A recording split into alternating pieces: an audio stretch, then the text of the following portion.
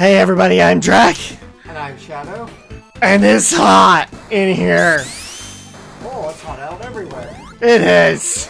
Welcome everybody to our Sonic 3 LP in Knuckles version, Lava Reef Zone. I'm probably gonna die. And drilling. Oh, I thought I could go over. But no, I gotta go down. I knew I was gonna die. I totally called it. Hey Alex. Yes. Lava hot! Yes, lava very hot. That just brings me back to Futurama. Oh, fire hot! Oh, it makes me so sad that they're finally calling it a day this season. They'll actually destroy this thing? Either that or we've just put ourselves into a perpetual loop, which we got kicked out of. And you got killed by fire again! Okay. We have now learned the bane of Knuckles, which is fire. Fire? The best muffin flavor. You know somebody is eventually going to put up in the comments, you guys are trying to make fun of Greg Wilmot. You're totally trying to make fun of Greg Wilmot. I like Greg Wilmot. Well, we do too. That was Greg Wilmot. What? It was Greg Wilmot. That's the voice guy from The Completionist. Oh. He's Nico, the price gouging cat.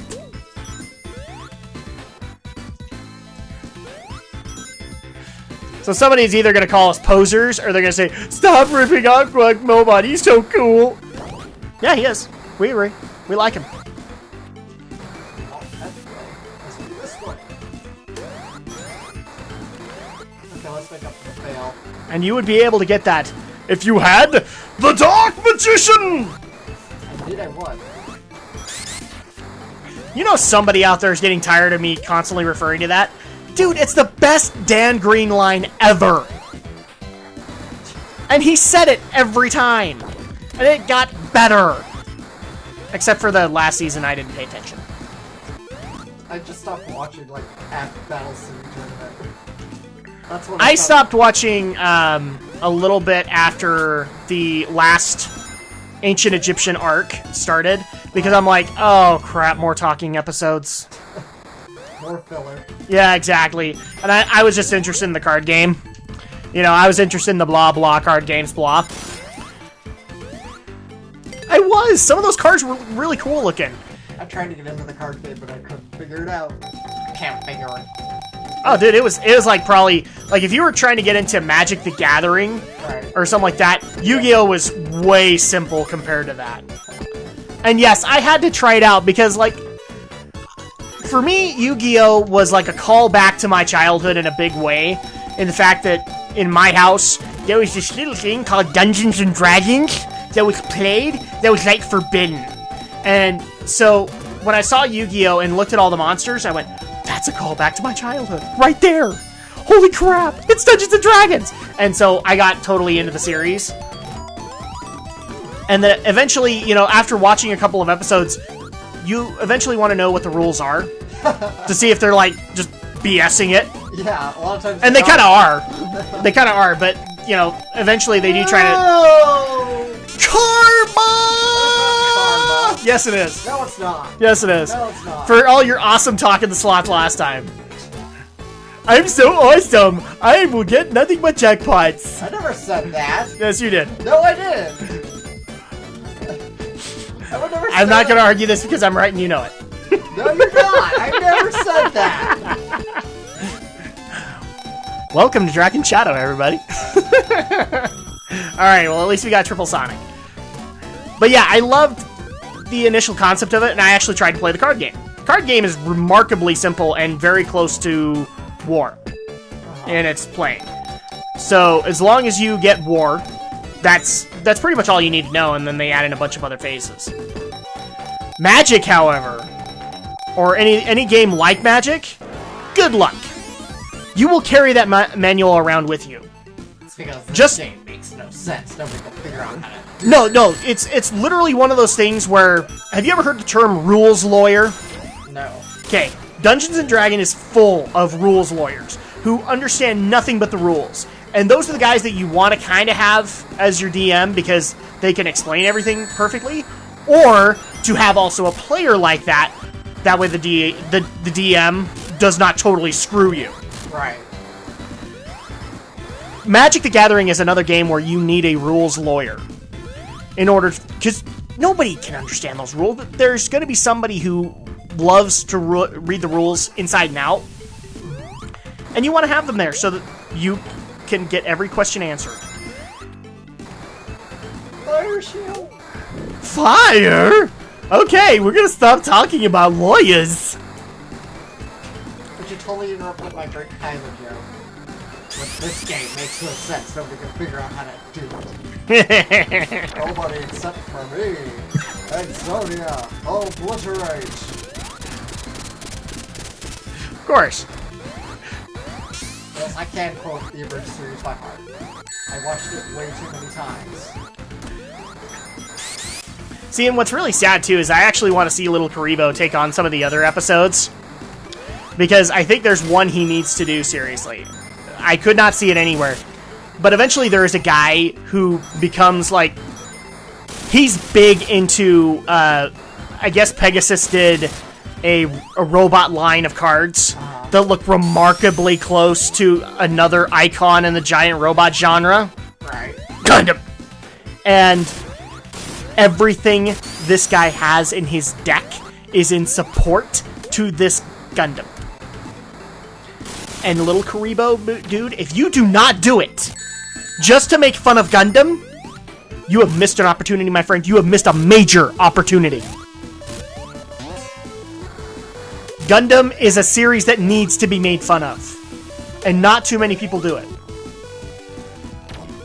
And I do not want to hear the justification of, oh, it's an anime staple. Yeah, I still see people making fun of Cowboy Bebop and Faye. And that's as much of a staple. Absolutely. Staple or schmaple, you can still make fun of it. You know you've made it when somebody makes fun of you. I'm just saying.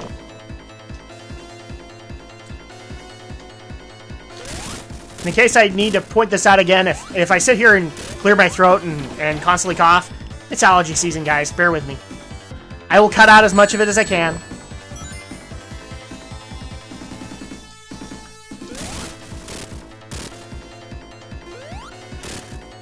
The Magic Cthulhu Monster! You destroyed the tentacle. And I did. No more tentacle jokes. Nope, there can't be any more. I just made one. Sort of. No more. Schoolgirls rest easy. The tentacle is destroyed. So what you're basically saying is that Knuckles gained plus 10 to Schoolgirl? Yes. Alright.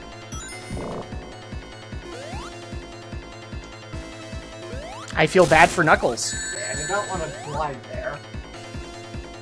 Yes, hurry up, Anne.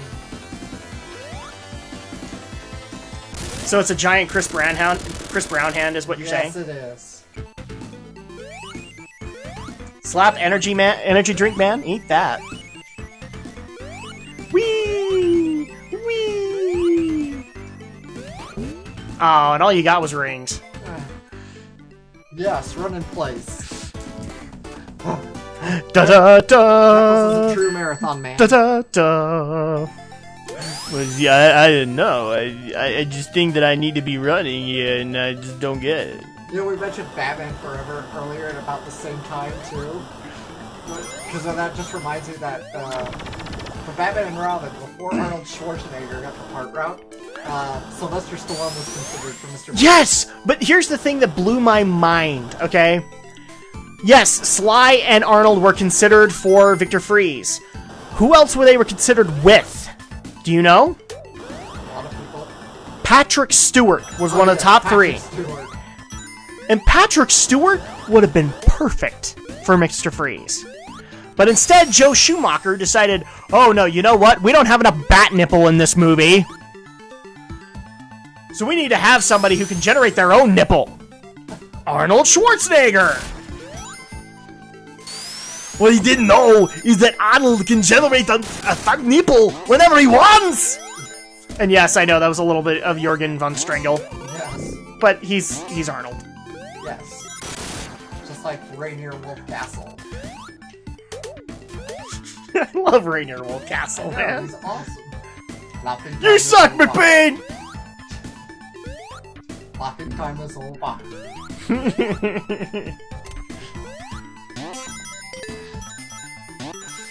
Did they at some point with McBain actually do a last action hero joke? Yes, they did. I would love to find that, because it would have been awesome. I think... Yeah, it wasn't the Critic episode. I can't remember what episode, but yes, they do refer to last action hero. I know, that was scripting problems from day one. That's all I remember about it. Oh, man. I still kind of feel bad for Arnold about that movie. He really did not have any Hollywood sense. He just sat there and went, I'll make the Arnold money and I don't care. Great. Let's play Curse. Yes, I'm playing the Let's Play Curse. Of course! That's what I'm going to do with all my deaths on Deathfest. I don't care if it works. Oh, another thing to mention about that, the Schumacher Batman era is, ironically, Christian Bale auditioned for Robin.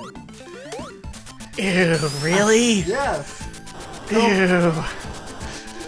I'll never look at the Chris Nolan movies the same way again. I mean, obviously this was long before Christian Bale was well known. What's really sad, too, is, like, for Dark Knight Rises, people were actually calling for Chris O'Donnell to come back as Robin. No! No! Look, people think George Clooney was a bad choice. So was Chris O'Donnell. Holy crap, really?